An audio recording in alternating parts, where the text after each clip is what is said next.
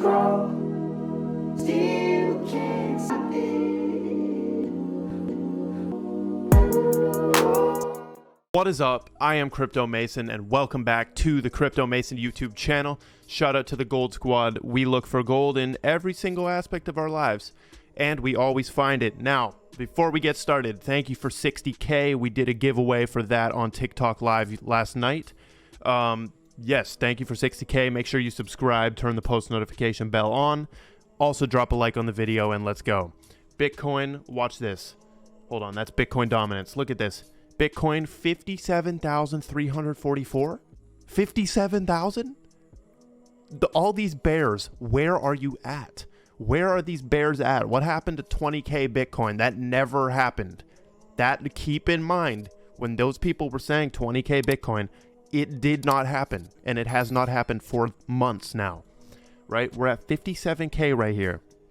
As you can see, right, like getting out of October 11 right here. So basically the start of today, you know, at zero time, we had a huge green candle, and then the next one blasted us past. Did it blast us past it? Yes, it did. The high of that candle was above 57,000. Okay, and now we've even went higher. So this is what I like to see right here.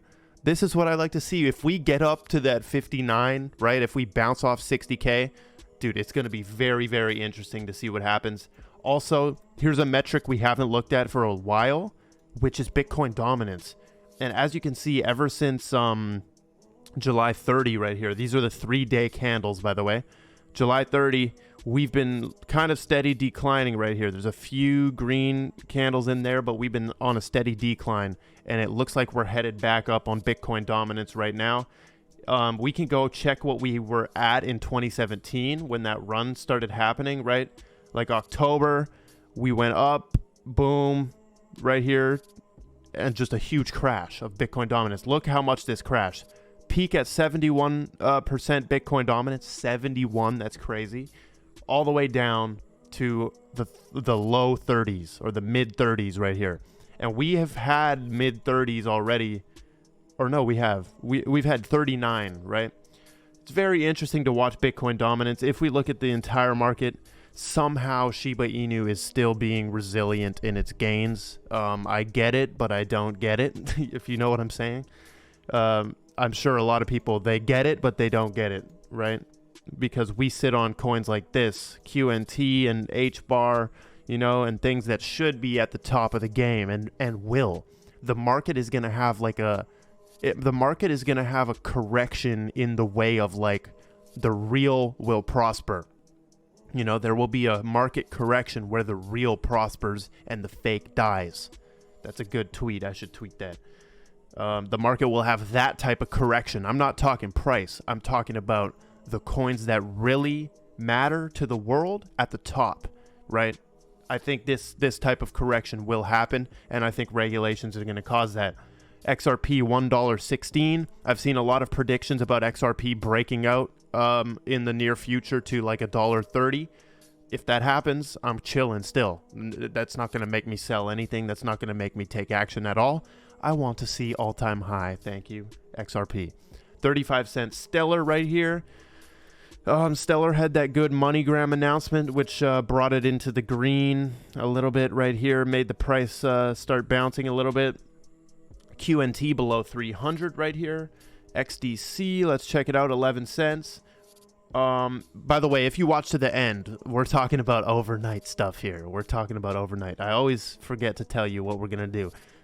We're talking about some overnight stuff, and this is not clickbait. I'm going to get into it, and I'm going to explain it. We are talking about some overnight stuff, like huge changes to the financial system overnight, okay? So we looked at Bitcoin, Electroneum as well. By the way, big disclaimer, I have no problem taking profit on Electroneum if it starts going back up. I would sell all of my Electroneum pretty fast. I would take 50% profit on this pretty fast. You know, I have no emotional attachment to Electroneum, and it will do good in the long term, in my opinion. It will do good. We have an announcement coming 14th, if you didn't know. Now, John Wick. He says, see you at 57K. Guess where we're at? 57K.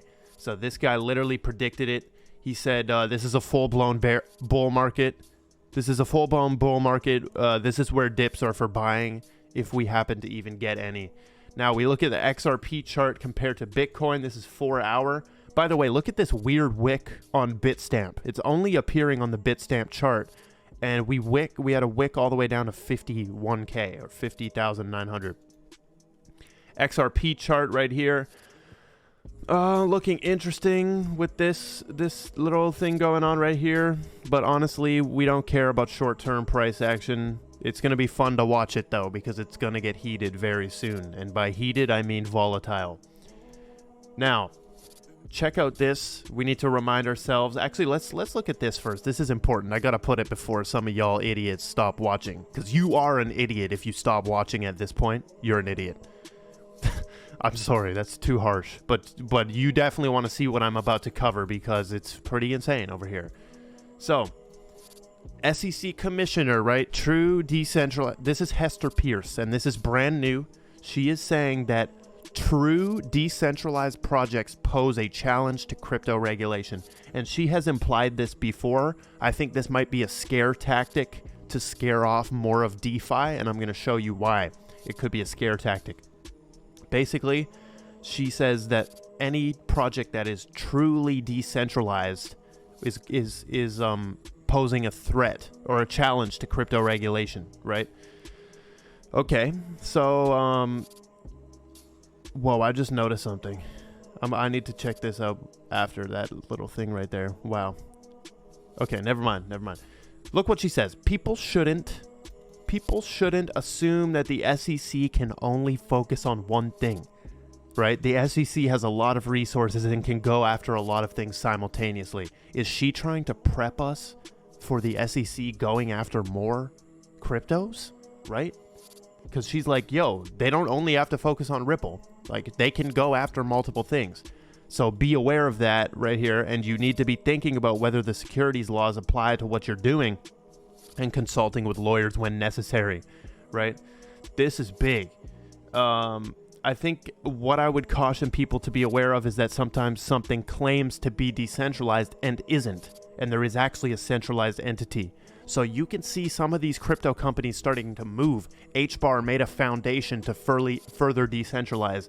You can start to see they're making moves. So this might be a scare tactic to just scare off or calm down some of these DeFi projects or something. Because she's basically saying, yo, we can still come after you, even though we're in the Ripple lawsuit right now.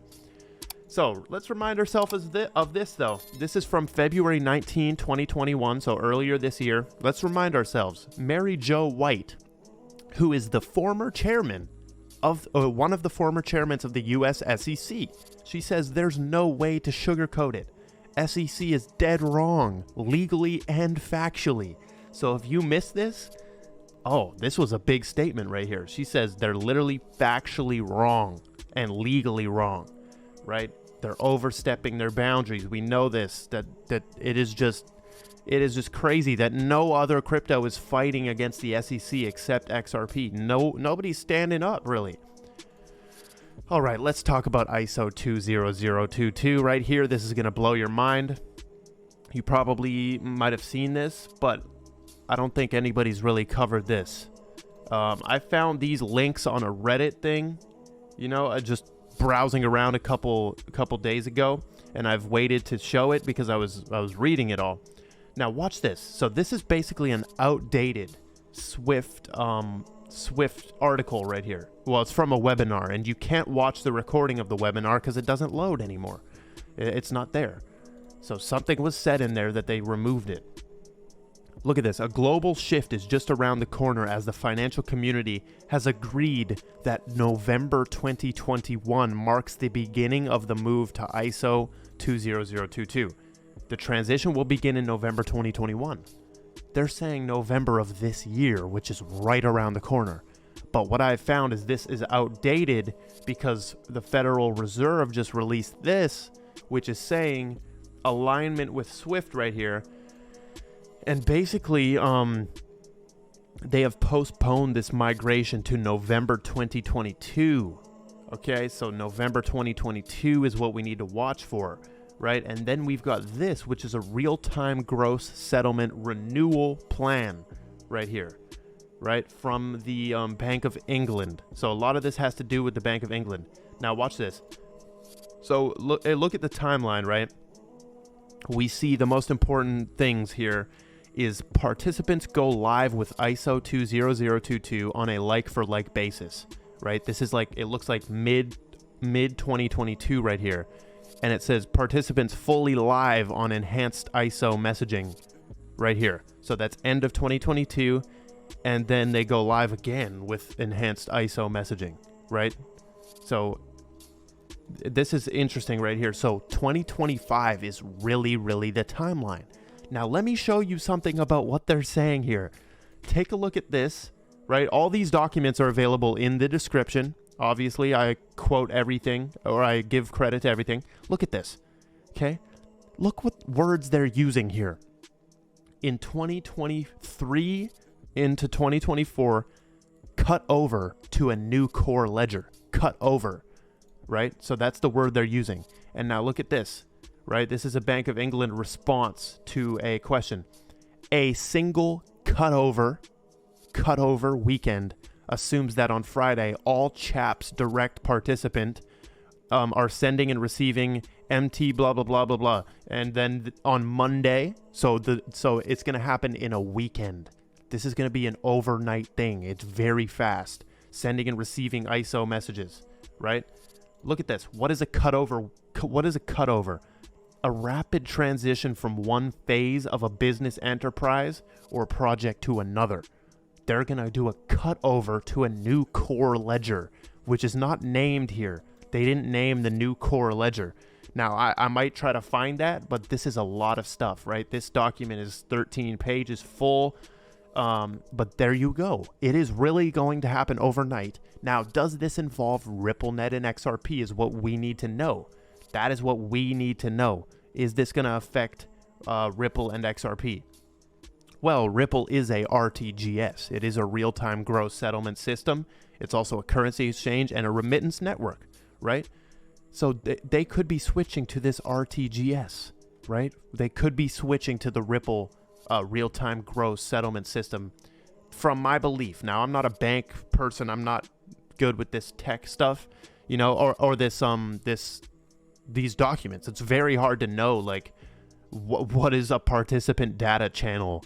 What is a what is all this stuff, right? It's hard for us to know. We're just normal people trying to read into it. Now, here's some proof that it might be Ripple. The Bank of England also has a document, FinTech Accelerator Proof of Concept. They have done a proof of concept with Ripple, right? And they say in their reflections that this proof of concept was a useful exercise to develop the bank's understanding of synchronization and possible technical solutions. Our key learning points were that the interledger protocol. So is this the new ledger that they're going to cut over to, the ILP, the interledger protocol, which we know is the ISO thing right here, right? This is the interledger protocol family, apparently. Now, this document is not confirmed at all in anything, but as you can see, that's some craziness right there. So they have a proof of concept, very, very crazy right here. Also, interledger. Let's think about it. Internet, interledger. That's all I'm gonna say. That's all I'm gonna say. Okay, just some stuff on XRP. We have daily active addresses exploding right now. We have XRP whales accumulating. Interesting. Moving on, we also have Facebook Diem. I want to show you one thing about Diem. They're putting a new article out saying that one currency to rule them all. They have global ambitions, right? Take a look at this Diem logo in the corner right here. So this thing was called Libra, and they switched it to Diem, and the logo is the Aquarius symbol. So there ain't nothing Libra about this. The logo is the Aquarius symbol.